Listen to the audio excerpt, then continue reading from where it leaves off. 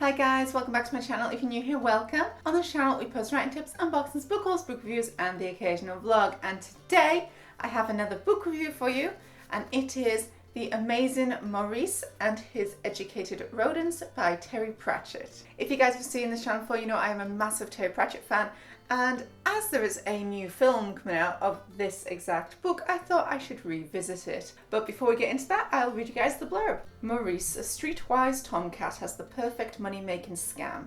Everyone knows the stories about rats and pipers, and Maurice has a stupid-looking kid with a pipe, and his very own plague of rats, strangely educated rats. But in Bad Blintz, the little con suddenly goes down the drain, for someone there is playing a different tune, and now the rats must learn a new word, evil. It's not a game anymore, it's a rat-eat-rat world, and that might only be the start. It has a couple of reviews on the back. We have The Guardian, which says, ethically challenging, beautifully orchestrated, philosophically opposed to the usual plot fixes of fantasy. The Times says, simply gripping storytelling.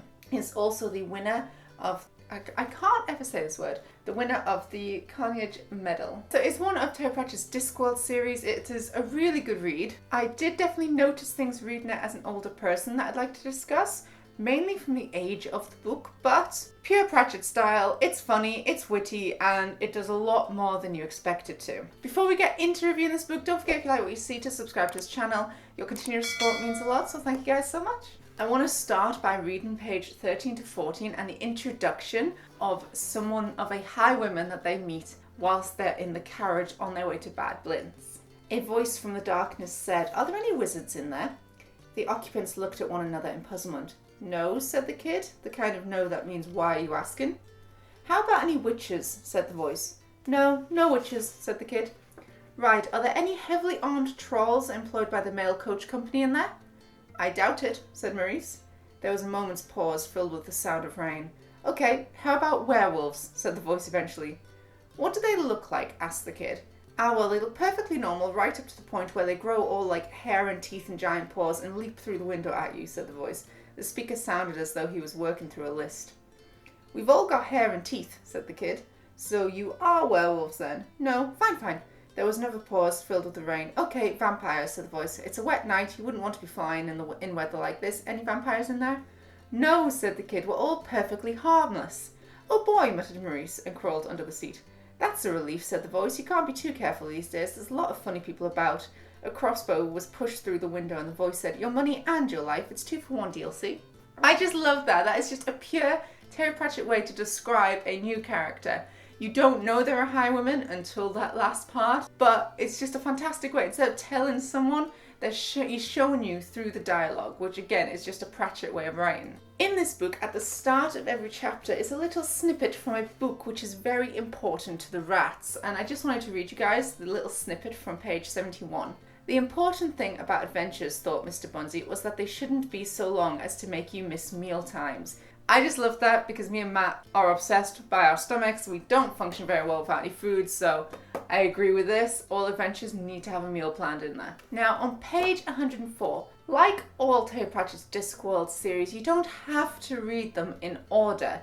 They are all in one world, and characters do come in and out of each book. So there's two ways to read it. You can read them out of order, in which case you'll learn these characters kind of as they come in. Maybe you'll find their backstory in an earlier book. Or if you read them in order, you start to obviously recognize these characters and look forward to their appearances / want them to be in the book. And for me, the character I always want in every Terry Pratchett book is Death, because Death is awesome. But I was so happy because on page 104, my hopes may be answered in this book. "Did you hear about the bone rat? It comes and gets you when you're dead, they say." They say, muttered a rat. "They say there's a big rat underground who made everything, they say. So it made humans too? Must be really keen on us to go and make humans too, huh?" I'm just very excited that there could be a death rat, because as a Pratchett fan, I know death rat exists, and I want to see them in this book. On page 122 to 123, another very Pratchett way of writing happens, and that is he likes to take the mick out of other fantasy writing and the general fantasy tropes and cliches that we all know, but Pratchett admits them and laughs at them in the same book. So on page 122 to 126, they're searching for a secret passage, because there's always a secret passage in an enemy's lair. There has to be. Our main female protagonist is searching for this moving books, lifting things, pulling on all the lanterns, all the usual things that a bookworm would do when faced with an escape room, basically. On page 186, there is a big fight scene. I'm not going to tell you too much about it because we're further into this book now, but there's a fight scene and it is a rat taking on a Jack Russell.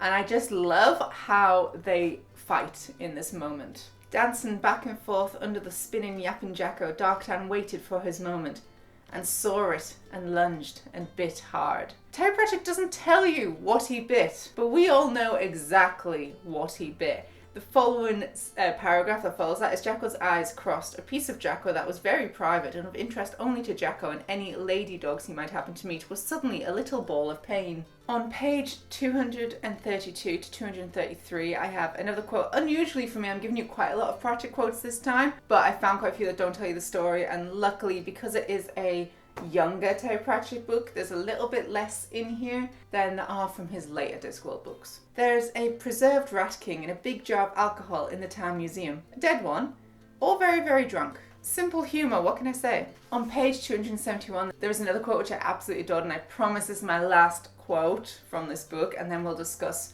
the nitty-gritty I wanted to talk about. But on page 271, they're talking about this piper that's going to come to the town to rid them of these rats, and the piper has a bit of a reputation. They say that in Pork Scratchins, the council didn't pay him, and he played his special pipe and led all the kids up into the mountains, and they were never seen again. Good. Do you think you'll do that here? The place would be a lot quieter. Yes, I have that kind of humour. I enjoyed it. Overall, with this book, it is a middle grade Terry Pratchett Discworld book, so it's not as nitty gritty or dirty minded as some of the later books. But like kind of old Disney films, it still has adult humour in there for you to get if you know what you're looking for. It has a really good plot, really good characterization. The one thing that I found weirdly difficult, and this is something I never would have used to have found difficult, right? This shows you how much writing is changing. So this was published in 2001, so I know that doesn't sound that old, but in terms of writing and movies and general equality, it's old. Terry Pratchett, as an author, is one of the only male authors to receive the Feminist Writing Award. So he has written women very, very well. And in this book, there are male and female characters, and they're all very well rounded. They all have their own skills, their own reason for being in the book, which I really enjoy. However, I did notice, and I think it's because I've been reading a lot more very modern YA books recently, none of the women are in positions of power. That frustrated me because I'm used to reading books now where there isn't a difference. There's men and women in power, there's men and women fighting. They're not as segregated. Whereas in this, there are two women in the book, two out of all the other male characters, and both of them, one just follows the white rat around and basically looks after him, and the other is the female protagonist who is the bookworm, writes stories, crazy ideas.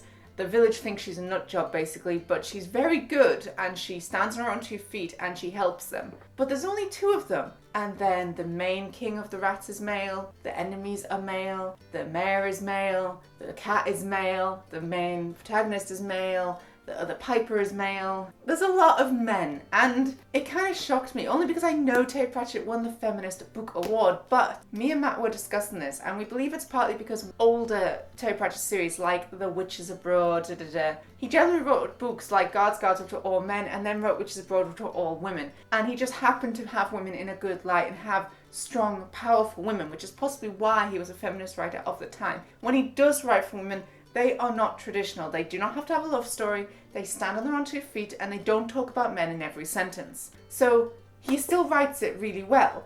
But when you compare it to a modern middle grade or YA book, it kind of makes you feel a bit weird and a bit lonely as a female reader. But as I say, it was published in 2001. For the time, this was good. But apart from that, there's nothing I wouldn't like about this book. It is very well written, it's very fast paced, it gets on with it. It's typical Terry Pratchett on how things are described. The mick takes of everything throughout is so rewarding and refreshing, so I did enjoy reading it. I don't need to give any spoilers in this book. I know I've given quite a lot of quotes, but hopefully it didn't tell you guys any of the story. Overall, I would give this book 8 out of 10 stars because of what I mentioned with the female characters. It is partly because it's an older book, but definitely I would recommend reading it. The film does come out soon and I'm Kind of interested to see if they do change up some of the characters to correct this issue in it, but we shall see. I loved it. Give it a try.